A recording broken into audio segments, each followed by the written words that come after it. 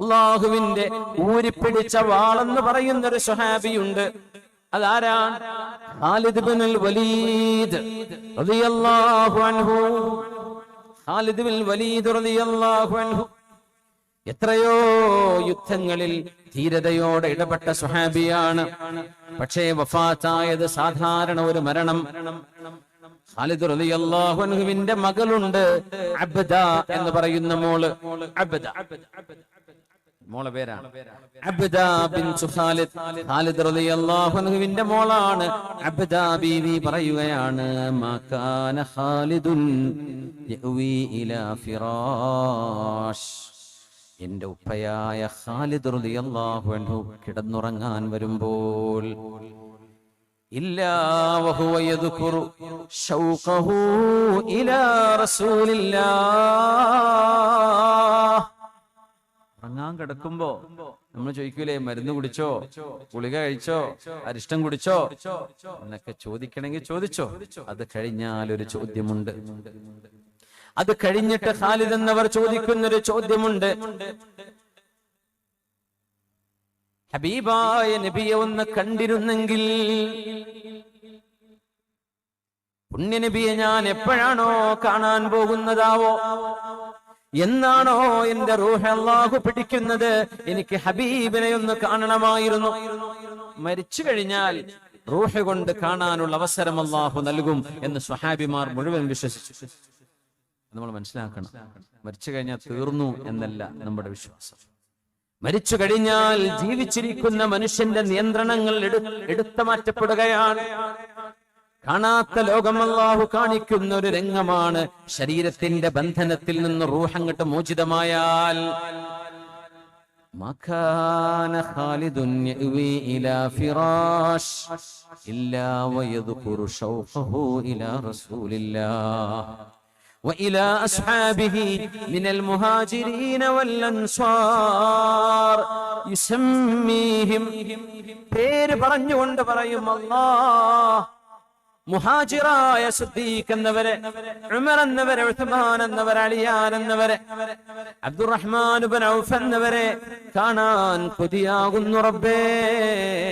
അൻസാരിയായ സഅദ് ഇബ്നു റബീഇനെ, സഅദ് ഇബ്നു ഉബാദയെ, സഅദ് ഇബ്നു അബീ വഖാസ്, മുആദ് ഇബ്നു ജബൽ എന്നവരെ അല്ലാഹുവേ കാണാൻ കൊതിയാകുന്നു. അംർ ഇബ്നുൽ ജമൂഹ് എന്നവരെ, അൻസാരികളായ സ്വഹാബിമാരുടെ പേരുകൾ ഇങ്ങനെ വിളിച്ചു പറയും. എന്നിട്ട് പറയും, ഹും മസുലി വഫസുലി. അവരാണ് എന്റെ തറവാട്, അവരാണ് എന്റെ തറവാട്. വഇലൈഹിം യഹിന്നു ഖൽബി. അവരെ കാണണമെന്ന് ഖൽബ് കൊതിക്കുകയാണ്. ത്വാല ശൗഖി ഇലൈഹിം. കാണാൻ കൊതിയാകുന്നു റബ്ബേ എന്ന് ഖാലിദ് റളിയല്ലാഹു അൻഹു പറഞ്ഞതിന് അർത്ഥം എന്താണെന്നറിയോ? എന്നെ മരിപ്പിച്ചു തരുമോ? ത്വാല ശൗഖി ഇലൈഹിം. എനിക്കവരെ കാണാൻ കൊതിയാകുന്നു റബ്ബേ. ഫഅജ്ജിൽ ബി ഖബ്ദി. എന്റെ റൂഹിനെ നീ പെട്ടെന്ന് പിടിക്കണമേ എന്ന് പറഞ്ഞുകൊണ്ടിരിക്കും. ഹത്താ യഗ്ലിബഹുൻ നൗം. ഉറക്കമങ്ങ് വരുന്നത് വരെ ഇത് തന്നെയാണ് വാപ്പ പറഞ്ഞിരുന്നത് എന്ന് ഖാലിദ് റളിയല്ലാഹു അൻഹുവിന്റെ പ്രിയപ്പെട്ട മോൾ അബ്ദാ ബീവി റളിയല്ലാഹു അൻഹ. കൊതിയാണ്, സ്നേഹമാണ്. ഈ സ്നേഹം ഈ ഉമ്മത്തിന്റെ അടിസ്ഥാനമാണ്. സ്വാലിഹീങ്ങളോടുള്ള ഈ സ്നേഹം, ഖൽബ് കൊണ്ട് സജ്ജനങ്ങളെ ഇഷ്ടപ്പെടുന്നത്, അത് വലിയൊരു പോസിറ്റീവ് എനർജിയാണ്, അല്ലേ? എന്തൊരു പോസിറ്റീവ് വൈബാണ്. ഈ ഒരു കാലഘട്ടത്തെ നമ്മൾ ഓർക്കുമ്പോൾ തന്നെ, കാന അസ്ഹാബു റസൂലില്ലാഹ്, ഹബീബായ നബി തങ്ങൾ ലോകത്തോട് വിട പറഞ്ഞതിന്റെ ശേഷം അവിടുത്തെ സ്വഹാബിമാർ എപ്പോഴെല്ലാം ഹബീബിന്റെ പേര് പറയുന്നുവോ, മുഹമ്മദു സ്വല്ലല്ലാഹു അലൈഹി വസല്ലം എന്ന് പറയുമ്പോഴെല്ലാം ഇല്ലാ ഖശഉ. മുഹമ്മദ് എന്ന് പറയുമ്പോൾ അവര് പേടിക്കുമായിരുന്നു. ശരീരം, അവരുടെ തൊലി ഇങ്ങനെ കോരിത്തരിക്കുമായിരുന്നു. സ്വഹാബിമാരുടേത് വെറുതെ പറയാൻ കഴിയില്ല. അത് മുഹമ്മദ് റസൂലുള്ളാഹ്. ഇമാം മാലിക് റഹ്മത്തുള്ളാഹി അലൈഹി, മാലിക് എന്നവര് ഹദീസ് പണ്ഡിതനാണ്. അയ്യൂബ് സഖ്തിയാനി എന്ന് പറയുന്ന ലോക പ്രസിദ്ധനായ താബിഈയായ മഹാന്റെ ഹദീസ് ഇമാം മാലിക് എന്നവർ രേഖപ്പെടുത്തുന്ന രംഗം പറയുന്നുണ്ട്. മാലിക് എന്നവര് വലിയ കറാമത്തുള്ള മഹാനാണ്.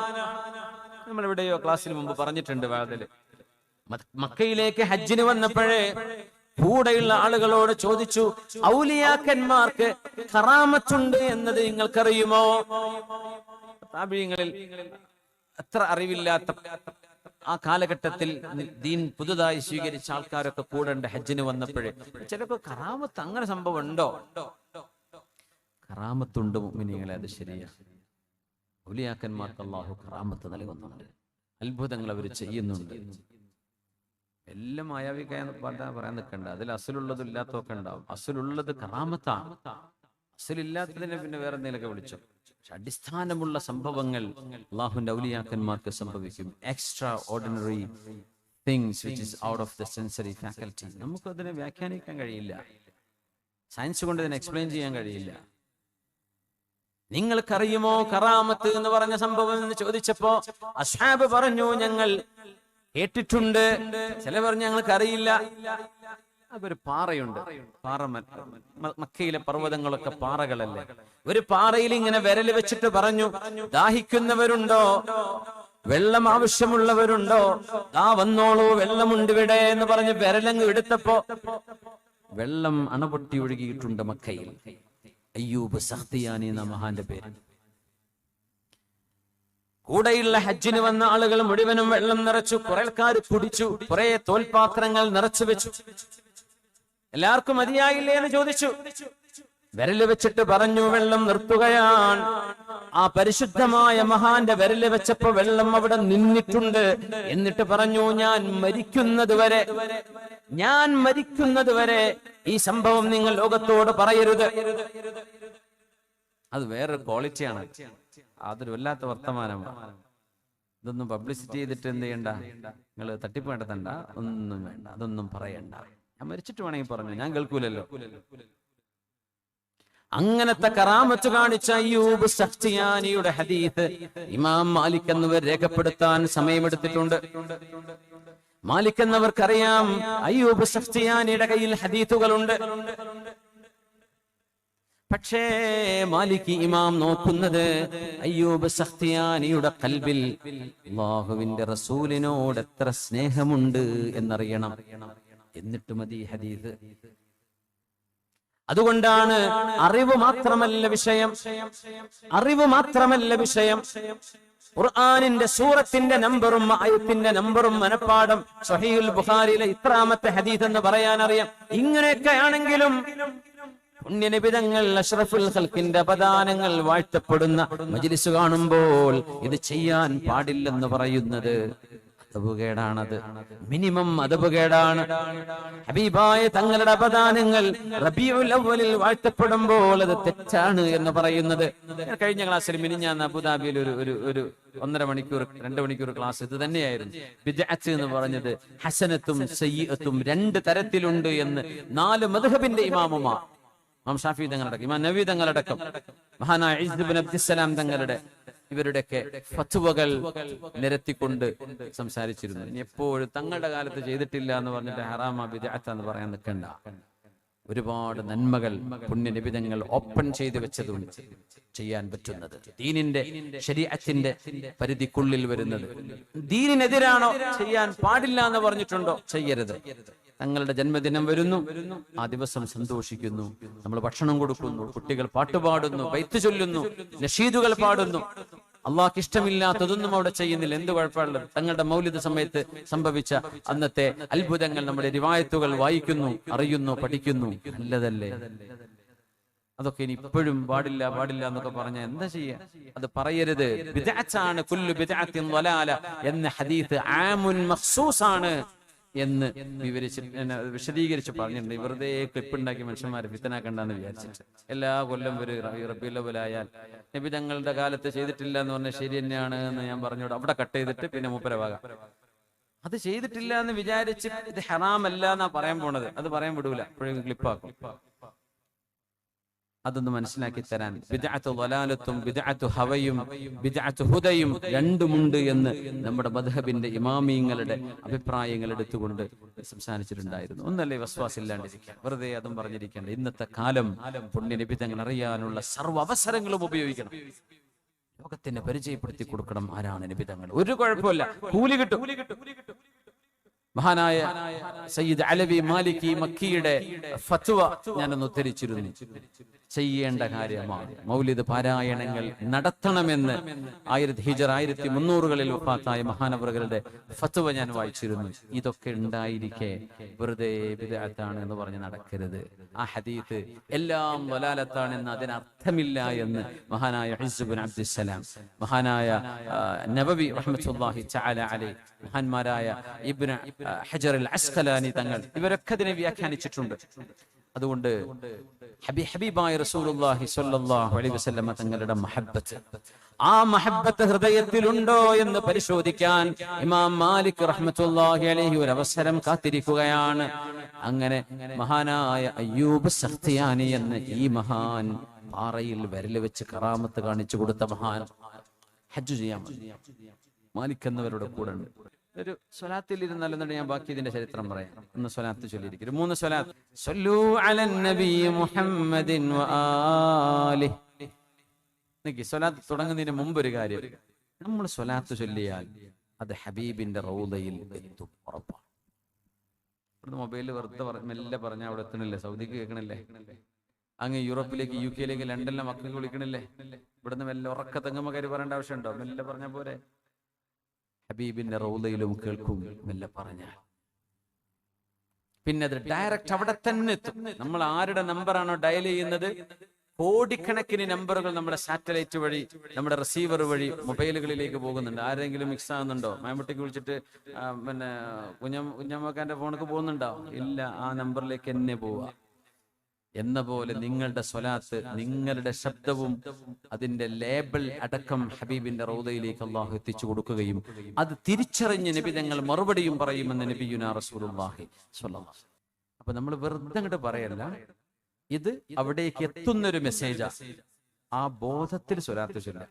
3 സ്വലാത്ത് ശരിക്കും മനസ്സിലിങ്ങനെ മദീനയെ മനസ്സുകൊണ്ടൊന്ന് കാണുക. പച്ചക്കുബ്ബയെ നമ്മളൊന്ന് കൽബിൽ കൊണ്ടുവരിക. ഉംറക്ക് ഇതുവരെ പോയിട്ടില്ലാത്തവരൊന്ന് കൈപൊക്കിയാട്ടെ. മദീനയിലൊന്നും എത്താൻ പറ്റിയിട്ടില്ല. യാ റബ്ബ്, അല്ലാഹുവേ, ഈ സദസ്സിന്റെ ഹുർമത്ത് കൊണ്ട് ഇവരെല്ലാവർക്കും വളരെ പെട്ടെന്ന് നിന്റെ പരിശുദ്ധമായ 2 ഹറമുകളിലും എത്താൻ അല്ലാഹു നീ തൗഫീക്ക് നൽകണേ പടച്ചവനെ. അവിടെ പോയവർക്ക് വീണ്ടും അവിടെ എത്താൻ അല്ലാഹു തൗഫീക്ക് തരട്ടെ. അത് നമ്മുടെ ഹെഡ്ക്വാർട്ടേഴ്സ്. അവിടെ ചെന്നിട്ട് ഇടക്കിടക്ക് ഈമാൻ ഇങ്ങനെ പുതുക്കി കൊണ്ടുവരണം. വണ്ടിന്റെ സർവീസ് ചെയ്ത് കൊണ്ടുവരൂലേ? ഇടക്കിടക്ക് സർവീസ് ചെയ്താലേ ഇതിന്റെ റണ്ണിങ് ശരിയാവും. അല്ലെങ്കിൽ നമ്മുടെ മനസ്സ് ഇതിലൊക്കെ പോയി കളയും. ഒന്ന് പെട്ടെന്നൊരു ഉംറയും ഒരു സിയാറത്തും ഹബീബിനെ ചെയ്തുകൊണ്ട് ഇടക്കിടക്ക് ഈമാനെ പുതുക്കണം. അതിന് പറ്റുന്നവര് താബിഉ ബൈനൽ ഹജ്ജ് വൽ ഉംറ, ഹജ്ജും ഉംറയും ഇടക്കിടക്ക് ചെയ്തുകൊണ്ടിരിക്കണം. അതുകൊണ്ട് നമ്മൾ ചൊല്ലുന്ന സ്വലാത്ത് നമ്മളൊന്ന് കണ്ണ് ചിമ്മിയിട്ട് ചൊല്ലുകയാണേ. 3 അത് കഴിഞ്ഞിട്ട് നിങ്ങൾ പൈസ എടുത്താൽ മതി. ബക്കറ്റ് കൊടുക്കാനുള്ളത് ഇപ്പൊ അതിനെ പറ്റി പ്രത്യേകിച്ച് 3 സ്വലാത്ത് നമ്മൾ മനസ്സുകൊണ്ട് മുമ്പൊരിക്കലും നമ്മൾ ചൊല്ലിയിട്ടില്ലാത്ത വിധം ഖൽബ് കൊണ്ട് നമ്മൾ ചൊല്ലാൻ പോവാണ്. ഖൽബിൽ ഓർത്തുകൊണ്ട്, നാവുകൊണ്ട് നമ്മൾ ചൊല്ലാൻ പോകുന്നു എന്ന് ഹബീബ് പറയുന്നു. തിരിച്ച് നബി നിങ്ങൾ മറുപടിയും പറയുന്നു. 3 സ്വലാത്ത് ഇപ്പൊ ചൊല്ലുന്നത് നിങ്ങൾ പറ്റുന്ന അത്ര ചൊല്ലിക്കോട്ടെ. ഓക്കെ. صلوا على النبي محمد صلى الله عليه وسلم وعلى آله وصحبه وسلم. اللهم صل على سيدنا محمد وعلى آل سيدنا محمد وبارك وسلم عليه. اللهم صل على سيدنا محمد وعلى آل سيدنا محمد وبارك وسلم عليه. اللهم صل على سيدنا محمد وعلى آل سيدنا محمد وبارك وسلم عليه. അല്ലാഹു ഇത് സ്വീകരിക്കട്ടെ. ഓരോന്നിനും 10-30 സ്വലാത്ത് തിരിച്ച് നമുക്ക് ഇങ്ങോട്ട് ഹബീബിന്റെ പ്രാർത്ഥന കിട്ടിയിരിക്കുമ്പോൾ വലിയൊരു ഭാഗ്യല്ലേ? നമ്മൾ ചോദിക്കാൻ പോകുന്നതും വിട്ടുപോകുന്നതുമായ എല്ലാ ഖൈറും അല്ലാഹു നമുക്ക് തരട്ടെ. നമ്മൾ റബ്ബിനോട് കാവൽ ചോദിക്കുന്ന ഷർറും കാവൽ ചോദിക്കാൻ വിട്ടുപോകുന്ന ഷർറിൽ നിന്നൊക്കെ അല്ലാഹു നമ്മൾ എല്ലാവരെയും റബ്ബ് തആല കാത്തു രക്ഷിക്കട്ടെ. ആമീൻ യാ റബ്ബൽ ആലമീൻ. നമ്മൾ സ്വലാത്ത് ചെല്ലുമ്പോഴേ ഞാൻ വിഷയത്തിലേക്ക് വരാം. വഅലാ ആലി സയ്യിദിന മുഹമ്മദ്. തങ്ങളുടെ ആല് എന്ന് പറഞ്ഞാൽ തങ്ങളുടെ കുടുംബം എന്നാണ് ആ വാക്കിനർത്ഥം. അറബിയിലെ ആൽ എന്ന് ആൽ ബൈത്ത് എന്ന് പറഞ്ഞാൽ അഹ്ലു ബൈത്ത്, തങ്ങളുടെ സയ്യിദന്മാർ. നമ്മൾ തങ്ങന്മാരെന്ന് പറയില്ല. സയ്യിദന്മാരുടെ പേരിലും അല്ലാഹുവേ നീ സ്വലാത്തും സലാമും ചെയ്യണമെന്ന്. അതുകൊണ്ട് ഹദീത്തിന്റെ കിതാബിലൊക്കെ സുഹൈഹുൽ ബുഖാരിയിലെ അലി റളിയല്ലാഹു അൻഹു സംബന്ധിച്ച് അലിയിൻ അലൈഹിസ്സലാം എന്ന് സുഹൈഹുൽ ബുഖാരിയിൽ കാണും. അലി തങ്ങൾ നബിയായിട്ടല്ല, അഹ്ലു ബൈത്തിന് അലൈഹിസ്സലാം എന്ന് പറയുന്ന പോലെ അഹ്ലു ബൈത്തിനും അലൈഹിസ്സലാം. ഫാത്തിമ അലൈഹസ്സലാം റളിയല്ലാഹു അൻഹ നമ്മൾ പറയാറുള്ളത്, പക്ഷെ അലൈഹസ്സലാം എന്നും പറയാൻ പറ്റും. നമ്മൾ കേട്ട് പരിചയമില്ല, എന്താ ഇത് പുതിയ സംഭവം എന്ന് തോന്നിപ്പോണ്ട. അങ്ങനെ ഉണ്ട്. ഹസൻ ഹുസൈൻ അലൈഹിമുസ്സലാം അങ്ങനെ പറയും. പേരക്കുട്ടികളാ സയ്യിദന്മാർ.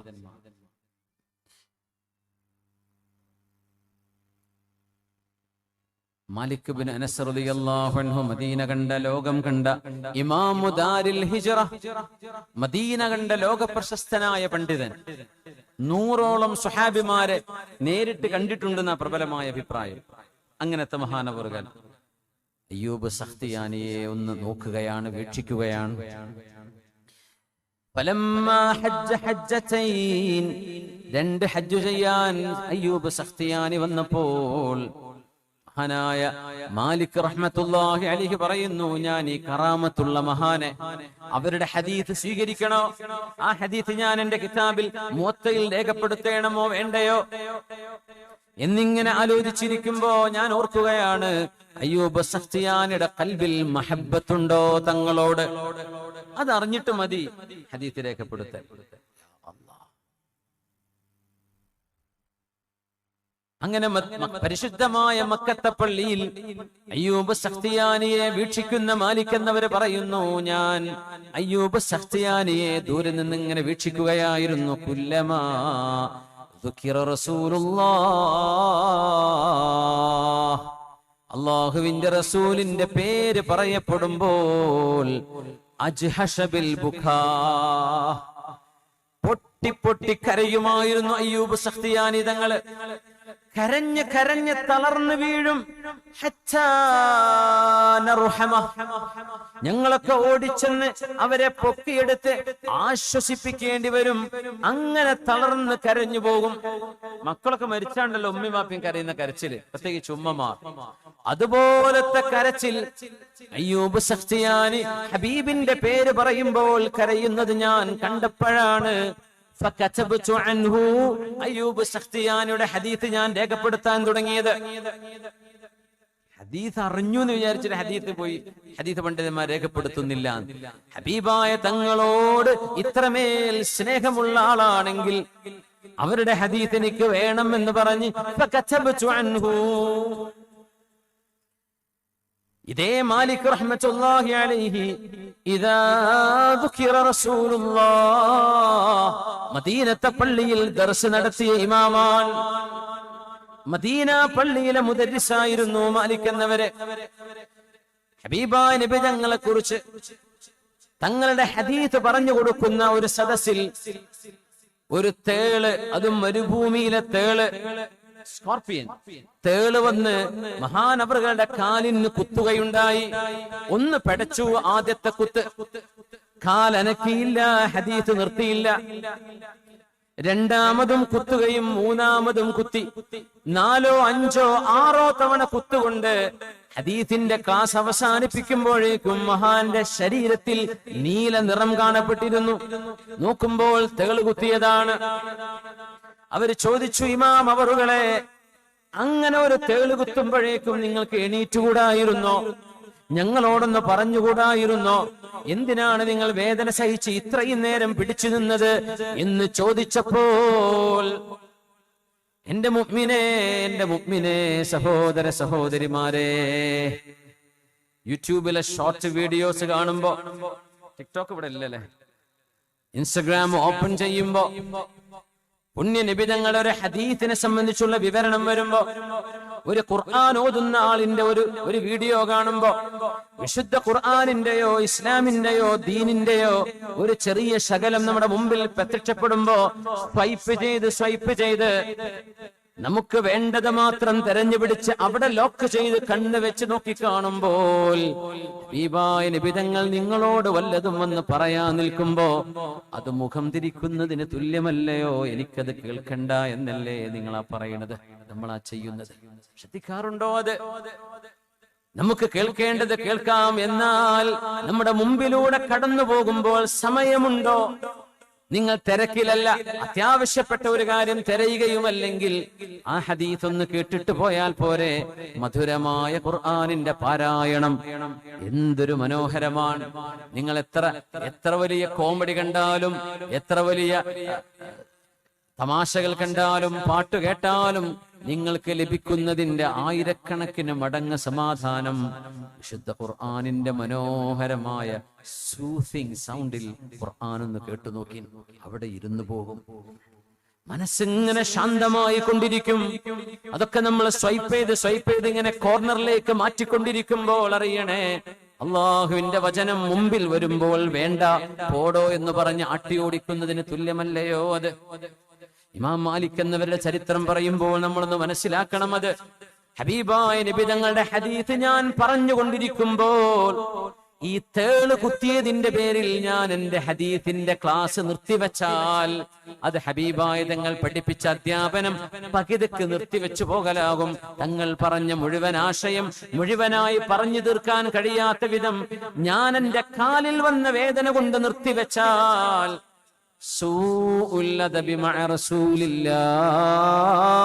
അല്ലാഹുവിന്റെ റസൂലിനോട് ഞാൻ അദബ് കേട് കാണിക്കുകയല്ലയോ? അതുകൊണ്ട് ഞാൻ നിർത്തിയില്ല, അത് കുത്ത് തുടരട്ടെ, ഞാൻ ഹദീസ് നിർത്തുന്ന സമയമാകുന്നവരെ. അതുകൊണ്ടാണ് പിടിച്ചു നിന്നത്. ഹബീബിന്റെ ഹദീസ് നിർത്താൻ എനിക്ക് തോന്നിയില്ല എന്ന് പറഞ്ഞ ഇമാമാണ് മാലിക്കി മദ്ഹബിന്റെ നേതാവ് മാലിക് ഇബ്നു അനസ് റളിയല്ലാഹു അൻഹു. മദ്ഹബ് എന്ത് എന്ന് ചോദിക്കുന്നവൻ കേൾക്കണം, ഇവരാണ് മദ്ഹബിന്റെ ഇമാമുമാർ. അവര് സ്വന്തം ഇഷ്ടം എഴുതി വെച്ചു എന്ന് ചിന്തിക്കാൻ തോന്നുന്നുണ്ടോ? ഹബീബിന്റെയും ഖുർആനിന്റെയും വചനങ്ങളിലെ ആശയങ്ങൾ നമുക്ക് മനസ്സിലാവാത്തത് ഗാഠമായി പഠിച്ചു മനസ്സിലാക്കി തന്ന മുജ്തഹിദീങ്ങളായ ഇമാമുമാരാണ് ഇമാമുന ശാഫിഈ, ഇമാം അബൂ ഹനീഫ, ഇമാം മാലിക് എന്നവർ, ഇമാം അഹ്മദ് ഇബ്നു ഹംബൽ റഹ്മത്തുള്ളാഹി അലൈഹിം ജമീആ. ഞാൻ മാലിക് അല്ല, ഞാൻ മുസ്ലിമാ. സഹോദരനക്ക് അറിയാത്തത് കൊണ്ടാ പറയുന്നത്. മാലിക് ആണെങ്കിലും മുസ്ലിം തന്നെയാണ്, ഷാഫിഈയും മുസ്ലിം തന്നെയാണ്, ഹംബലിയും മുസ്ലിം തന്നെയാണ്. അത് വിഭാഗീയത ഉണ്ടാക്കുകയല്ലാതെ വിശുദ്ധ ഖുർആനിന്റെയോ ഹദീസിന്റെയോ ആശയങ്ങളിൽ നമുക്ക് പ്രത്യക്ഷത്തിൽ മനസ്സിലാവാത്ത വിഷയങ്ങളെ, അത്രയേ ഉള്ളൂ, പ്രത്യക്ഷത്തിൽ മനസ്സിലാവാത്ത വിഷയങ്ങൾ അല്ലെങ്കിൽ കോൺട്രഡിക്ടറി, വൈരുദ്ധ്യമെന്ന് തോന്നുന്ന ആശയങ്ങൾ ഉണ്ടെന്ന് തോന്നുന്ന ഹദീസുകളെ വ്യാഖ്യാനിച്ചു അവരവരുടെ ഗാഢമായ അറിവിന്റെ വെളിച്ചത്തിൽ. അതാണ് മദ്ഹബ് എന്ന് പറഞ്ഞത്, എന്നല്ലാതെ വേറെ പാർട്ടിയായതിന്റെ പേരിലല്ല. അവരൊക്കെ ചെയ്ത സേവനമില്ലായിരുന്നെങ്കിൽ നമുക്ക് ദീൻ ലഭിക്കുമായിരുന്നുവോ? അള്ളാഹുവിന്റെ കലാം നമ്മൾ സാധാരണക്കാർ എങ്ങനെ വ്യാഖ്യാനിക്കാൻ? ഹബീബിന്റെ ഹദീസുകൾ, ഏതെല്ലാം ഹദീസുകളുണ്ട്, എല്ലാം സത്യമാണ്. വമാ യൻതിഖു അനിൽ ഹവാ, ഇൻ ഹുവ ഇല്ലാ വഹ്യു യൂഹാ. അല്ലാഹു നൽകുന്ന വഹിയല്ലാതെ എന്റെ റസൂല് സംസാരിക്കില്ല എന്ന് വന്നാൽ, ഹബീബിന്റെ ഹദീസുകളിൽ വ്യത്യസ്തമായ ആശയങ്ങൾ, തങ്ങൾ ഇങ്ങനെ ഒതുകൊടുത്തു, ഇങ്ങനെ കൈകെട്ടി, ഇങ്ങനെയാണ് സുജൂദ് ചെയ്തത്, ഇതാണ് അവിടുന്ന് ചൊല്ലിയത് എന്ന് ഒരു ഹദീസിൽ, അതിന് നേരെ വിരുദ്ധമായതോ വ്യത്യസ്തമായതോ മറ്റൊരു ഹദീസിൽ വന്നാൽ, ഈ രണ്ട് ഹദീസും വഹ്യ് തന്നെയാണ്. ആ വഹ്യുകളെ വ്യാഖ്യാനിക്കേണ്ട ഡ്യൂട്ടിയാണ് മദ്ഹബിന്റെ ഇമാമുമാർ ചെയ്തത്. അവര് വ്യാഖ്യാനിച്ചതാണ്. അതവരെ വ്യാഖ്യാനിച്ചത് കൊണ്ട് നമുക്ക് കാര്യം മനസ്സിലായി. ഇതിനാണോ മദ്ഹബ് വേണ്ട എന്ന് പറയുന്നത്?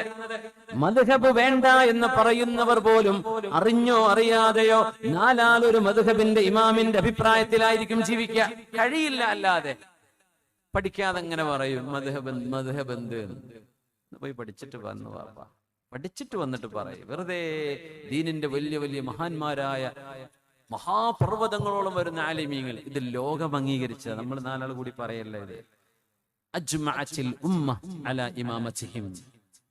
ആ മദ്ഹബിന്റെ ഇമാമാണ്. ഹബീബിന്റെ ഒരു ഹദീസ് പകുതി വെച്ച് നിർത്തിവെച്ചു പോവാൻ എനിക്ക് മനസ്സു വന്നില്ല. ഇത് ഹിബ്ബാൻ, ഇത് സ്നേഹമാണ്, ഇത് സ്നേഹമാണ്, ഇത് ഹിബ്ബാണ്. ഇന്നാ നുഷ്ഹിദുല്ലാഹ വമലായികതഹു വഹമലത അർശി അന്നനാ നുഹിബ്ബുല്ലാഹ വറസൂലഹു. യാ അല്ലാഹ്, അല്ലാഹുവേ, നിന്റെ ഹബീബിനെ, അവിടുത്തെ അഹ്ലു ബൈത്തിനെ, അവിടുത്തെ അസ്ഹാബിനെ, അസ്വാജിനെ, നിന്റെ സ്വാലിഹീങ്ങളെ ഞങ്ങൾ സ്നേഹിക്കുന്നു റബ്ബേ.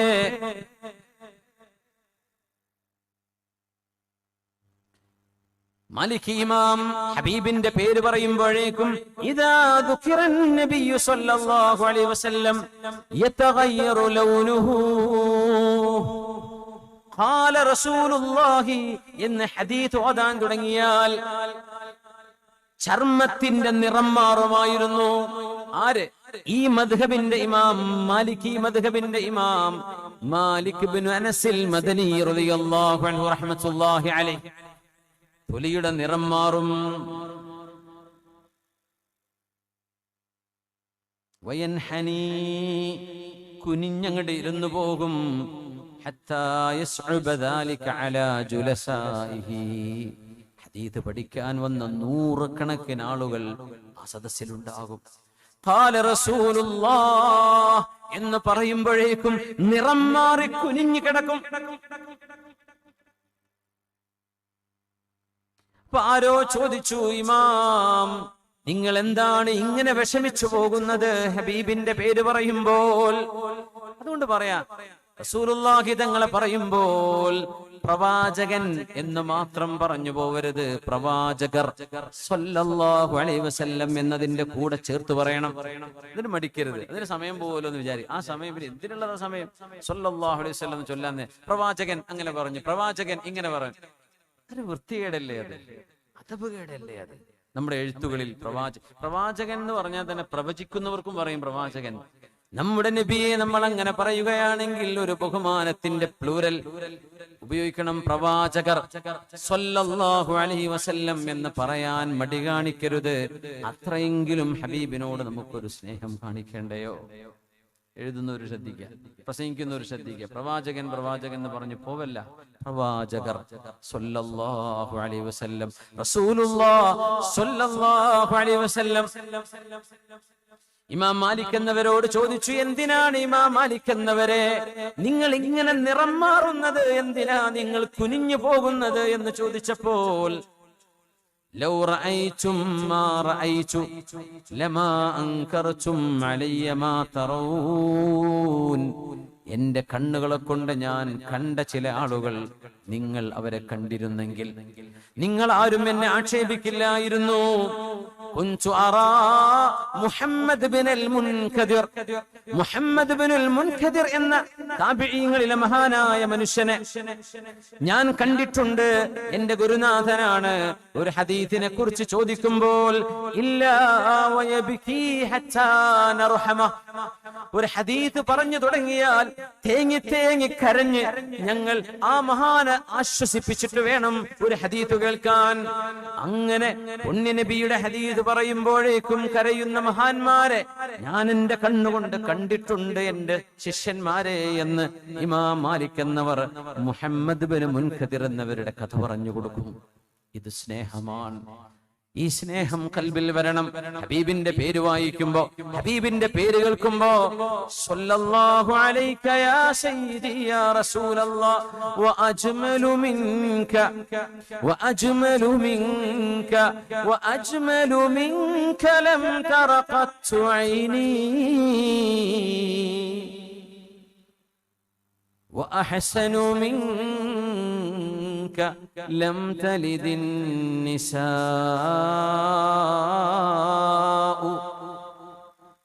خلقت مبرأ من كل عيب خلقت مبرأ من كل عيب خلقت مبرأ من كل عيب كأنك قد خلقت كما تشاء.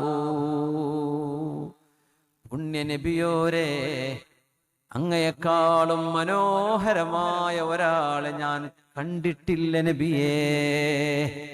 ഹസ്സാൻ ഇബ്നു സാബിത്ത് റളിയല്ലാഹു അൻഹു തന്നെ മൗലിദിലും പാടുന്നത് തങ്ങളുടെ മഹത്വമാണ്. വഅഹ്സനു മിൻക ലം തലിദിൻ നിസാഉ,